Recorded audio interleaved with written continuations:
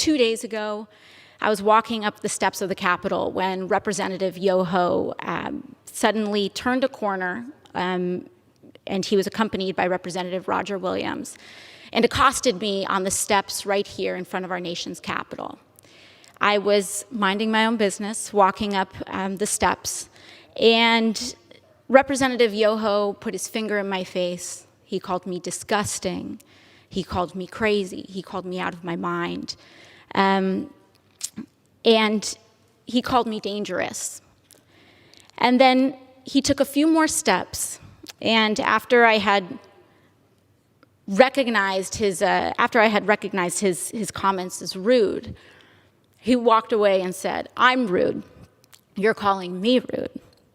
I took a few steps ahead, and I walked inside and cast my vote, because my constituents send me here each and every day to fight for them and to make sure that they are able to keep a roof over their head, that they're able to feed their families, and that they're able to carry their lives with dignity.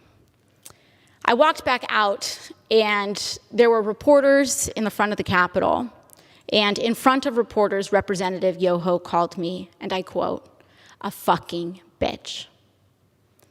These are the words that Representative Yoho levied against a congresswoman, the congresswoman that not only represents New York's 14th congressional district, but every congresswoman and every woman in this country, because all of us have had to deal with this in some form, some way, some shape, at some point in our lives.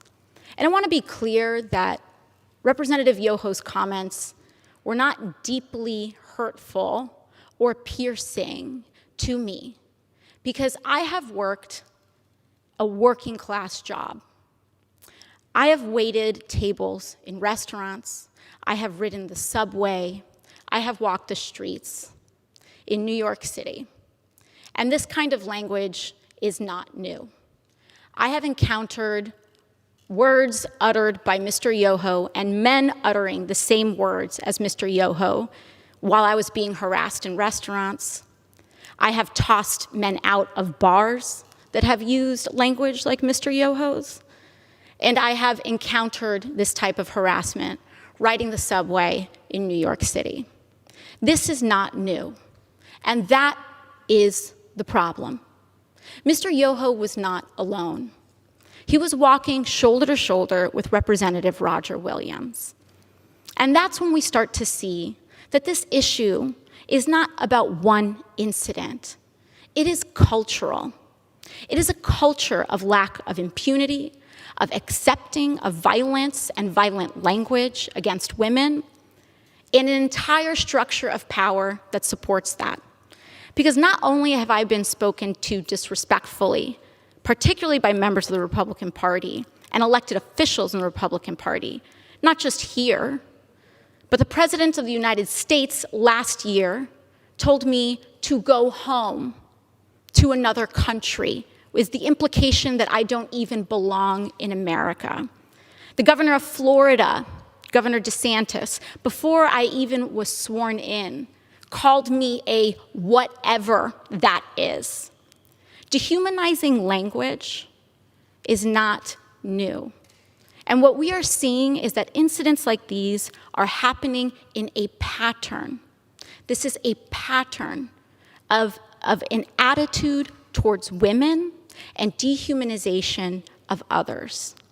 So while I was not deeply hurt or offended by little comments that are made, when I was reflecting on this, I honestly thought that I was just going to pack it up and go home. It's just another day, right?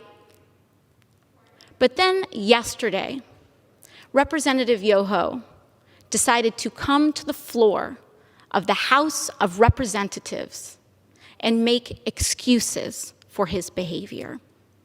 And that I could not let go. I could not allow my nieces, I could not allow the little girls that I go home to, I could not allow victims of verbal abuse and worse to see that excuse and to see our Congress accept it as legitimate and accept it as an apology, and to accept silence as a form of acceptance. I could not allow that to stand, which is why I am rising today to raise this point of personal privilege. And I do not need Representative Yoho to apologize to me. Clearly, he does not want to. Clearly, when given the opportunity, he will not. And I will not stay up late at night waiting for an apology from a man who has no remorse over calling women and using abusive language towards women. But what I do have issue with is using women, our wives and daughters, as shields and excuses for poor behavior. Mr. Yoho mentioned that he has a wife and 2 daughters. I am 2 years younger than Mr. Yoho's youngest daughter. I am someone's daughter too. My father, thankfully, is not alive to see how Mr. Yoho treated his daughter. My mother got to see Mr. Yoho's disrespect on the floor of this house towards me on television. And I am here because I have to show my parents that I am their daughter and that they did not raise me to accept abuse from men. Now, what I am here to say is that this harm that Mr. Yoho tried to levy against me was not just an incident directed at me. But when you do that to any woman, what Mr. Yoho did was give permission to other men to do that to his daughters. In using that language in front of the press, he gave permission to use that language against his wife, his daughters, women in his community. And I am here to stand up to say that is not acceptable. I do not care what your views are. It does not matter how much I disagree or how much it incenses me or how much I feel that people are dehumanizing others. I will not do that myself. I will not allow people to change and create hatred in our hearts. And so what I believe is that having a daughter does not make a man decent. Having a wife does not make a decent man. Treating people with dignity and respect makes a decent man. And when a decent man messes up, as we all are bound to do, he tries his best and does apologize.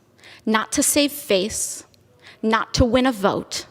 He apologizes genuinely to repair and acknowledge the harm done so that we can all move on. Lastly, what I want to express to Mr. Yoho is gratitude. I want to thank him for showing the world that you can be a powerful man and accost women. You can have daughters and accost women without remorse. You can be married and accost women. You can take photos and project an image to the world of being a family man and accost women without remorse and with a sense of impunity. It happens every day in this country. It happened here on the steps of our nation's capital. It happens when individuals who hold the highest office in this land admit to hurting women and using this language against all of us.